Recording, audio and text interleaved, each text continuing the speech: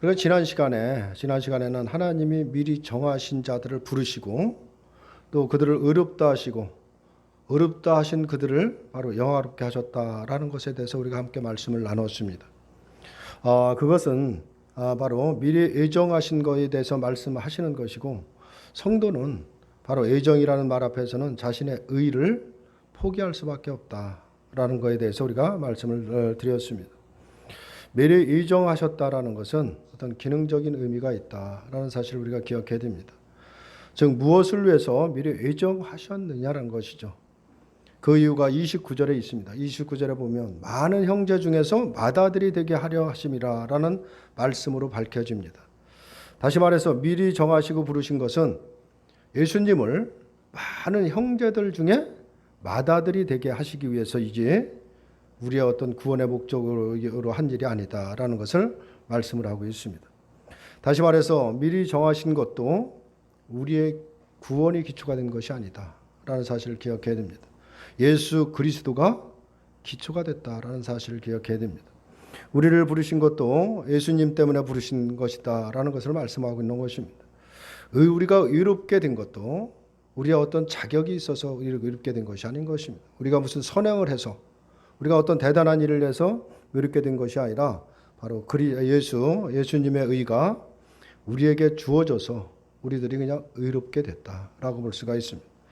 영화롭게 된 것도 마찬가지로 맏아들 되시는 하나님 예수님이 영광스럽게 바로 됐기 때문에 그 영광이 우리에게 주어져서 영화롭게 된 것이다 라는 것을 말씀을 하고 있는 것입니다. 그래서 예수님을 많은 형제 중에서 맏아들 되게 하시기 위해서 미리 우리를 정하시고 불렀다는 것은 우리가 부름을 입고 성도되고 교회에 나오는 모든 이유와 목적이 어디에 있어야 되느냐? 다른 데 있는 것이 아니라 오직 그리스도에게 있음을 의미하고 있는 것입니다.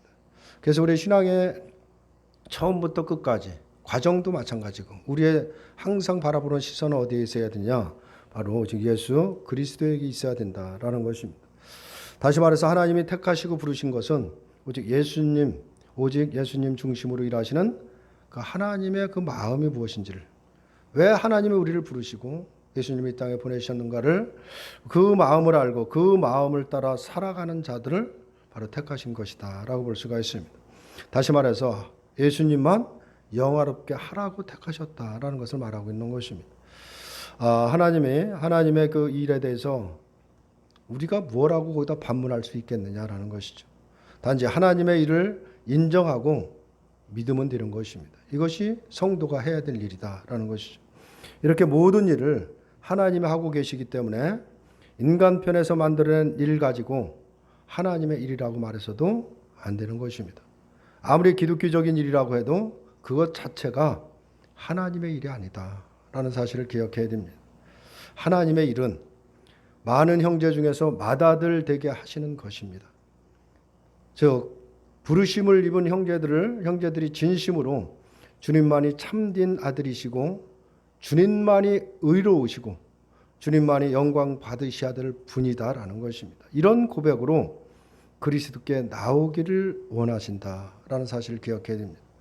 택하신 자들을 이렇게 만드시겠다는 것이 곧 하나님의 일이다라는 것을 말하고 있는 것입니다. 우리는 지금 연약하고 때로는 우리가 예수를 믿어도 여전히 세상 속에 있는 나의 모습을 발견하게 되죠. 여전히 내 중심으로 살아가는 나의 모습을 발견하게 됩니다. 그런 연약함 속에 있어도 하나님은 우리를 택하신 자를 포기하지 않고 바로 이런 자로 하나님은 만드시겠다는 것이 하나님의 일인 것입니다. 이 일에 대해서 우리는 아무런 할 말이 사실 없는 것입니다. 오늘 31절을 보면 이렇게 말씀을 하고 있죠. 그런즉 이 일에 대하여 우리가 무슨 말을 하리요? 만일 하나님이 우리를 위하시면 누가 우리를 대적하리요? 라고 말씀을 합니다. 예수님을 많은 형제 가운데 맏아들 되게 하시기 위해서 미리 정하신 자를 부르셔서 의롭다고 하시고 영화롭게 하신 것에 대해서 우리가 무엇라고 말할 수 있겠느냐라는 것입니다. 우리가 거기에 대해서 아무런 할 말이 없다라는 것을 말하고 있는 것이죠. 하나님의 일에 대해서는 하나님 자신만이 말씀할 수 있는 것이지 인간은 다만 침묵할 뿐이다. 거기에 대해서 어떤 이유를 달 이유가 없다라는 것을 우리가 기억해야 됩니다. 우리가 착하게 살았기 때문에 우리가 택함을 받은 것도 아니고 내가 세상에 살아가서 대단한 업적을 세워서 그 나를 택한 것도 아니고 내가 의롭기 때문에 의롭다함을 받은 것도 아니다라는 것입니다. 태어나서부터 죽기까지 불의함으로 살아가는 우리를 의롭다라고 여겨주셨기 때문에 의로운 자로 여김 받게 된 것이라는 것이 바로 그런 것이 하나님의 일이기 때문에 그러니까 하나님의 일에 대해서 인간으로서는 할 말이 없다라는 것을 말씀을 하고 있는 것입니다. 단지 왜 이렇게 하셨는지, 하나님이 나를 왜 부르셨는지, 나를 왜 의롭고 영화롭겠다라고 하시는지 바로 그 하나님의 마음에 대해서 우리가 알아갈 뿐인 것이지 그 다른 이유가 없는 것입니다. 하나님이 미리 정하셨다라는 것은 인간의 착함과 어떤 의가 하나님의 결정에 전혀 영향을 주지 못했다라는, 다시 말하면 인간의 어떤 자격은 전혀 거기에 영향을 주지 못했다라는 것을 의미하고 있는 것입니다. 그것이 바로 하나님이 미리 정하셨다라는 것을 말하고 있습니다. 로마서 9장 11절에서 13절을 보면 그 자식들이 아직 나지도 아니하고 무슨 선이나 악을 행하지 아니한 때에 택하심을 따라 되는 하나님의 뜻이 행위로 말미암지 않고 오직 부르시는 이로 말미암아 서게 하려 하사 리브가에게 이르시되 큰 자가 어린 자를 섬기리라 하셨나니 기록된 바 내가 야곱은 사랑하고 에서는 미워하셨다 하심과 같으니라 라고 이렇게 말씀을 하고 있습니다. 그래서 그 자식이라는 것은 누구를 말하냐? 에서와 야곱을 말하고 있습니다. 하나님은 야곱을 사랑하고 애굽을 미워하셨습니다. 하지만 야곱이 어떤 사랑할 만해서 사랑한 것도 아니고 에서가 미워할 만해서 미워하신 것이 아닌 것입니다. 이미 태어나기도 전에 선과 악을 행하기도 전에 사랑할 자와 미워할 자를 미리 정하셨다라는 것을 말씀을 하고 있습니다. 이러한 하나님의 일에 대해서 우리는 그냥 침묵할 뿐이다라는 것이죠. 그리고 하나님이 우리의 선악을 보시고 택한 것이 아니라 우리 역시 그것이 분명한 것을 우리가 깨닫는다라고 한다면 우리의 선과 악을 따라가면서 택함의 여부를 계산해서도 안 된다라는 것을 말씀을 하고 있는 것입니다. 신앙이라는 것은 하나님이 하신 일을 바라보는 것이지 우리를 바라보는 것이 아닌 것입니다. 만약 자신을 바라보게 되면 긍정적인 면에 대해서는 자신감과 떳떳함을 가질 것이고 부정적인 면에 대해서는 불안하고 초조할 것입니다. 그러나 잘하면 상을 주고 못하면 벌을 주는 그런 하나님은 하나님이 아니다라는 사실을 우리가 기억해야 됩니다. 하나님은 오직 주시는 분이시지 받으시는 분이 아니다라는 것입니다. 그리고 이 땅에 우리가 드려서 하나님을 기뻐하실 만한 게 과연 무엇이 있겠느냐라는 것이죠. 우리가 기도한다고 하나님이 기뻐하시겠는가? 우리가 성경을 읽고 열심히 성경 공부한다고 해서 하나님이 기쁘게 받으시겠는가? 한번 우리가 생각해 봐야 됩니다. 32절을 보면 자기 아들을 아끼지 아니하시고 우리 모든 사람을 내어 주시니가 어찌 그 아들과 함께 모든 것을 우리에게 주시지 아니하겠느냐라고 말씀을 합니다. 사도 바울은 하나님을 자기 아들을 아끼지 아니하시고 우리 모든 사람을 위하여 내어 주신 이라고 말씀을 하고 있습니다. 하나님이 자기 아들을 아끼지 않고 내어 주셨다라는 것은 하나님의 전부를 인간에게 주셨다라는 것을 말씀을 하고 있는 것입니다. 모든 것을 인간에게 쏟아부어 주셨다라는 것이죠. 그렇다면 과연 이 땅에 하나님이 아끼지 아니하시고 내어 주신 그 아들과 과연 비교할 만한 게 그런 가치가 있는 것이 있을까라는 것입니다. 하나님의 아들과 비교될 가치가 있는 것은 이 땅에 존재하지 않는 것입니다. 그렇기 때문에 우리가 무언가를 잘하면 하나님이 상을 주시고 못하면 벌을 준다. 사실 이런 말은 하나님의 예수님을 내어 놓았다는 걸, 우리에게 모든 것을 쏟아 부었다라고 하는 말에 대해서 전혀 이해하지 못하기 때문에 그런 말을 하는 것입니다. 아들을 아끼지 아니하시고 내어 놓으셨는데 그 대가로 인간에게 요구할 것이 과연 뭐가 있겠느냐라는 것입니다. 하나님이 자기 백성을 택하신 것은 아들을 내어준 대가로서 하나님을 위해서 일하라고 우리를 택한 것이 아닌 것입니다. 하나님의 일에 대해서, 하나님의 하신 일에 대해서 그냥 감사하고 기뻐하고 영광을 돌리라고 바로 우리를 택하셨다라는 것을 말씀을 하고 있습니다.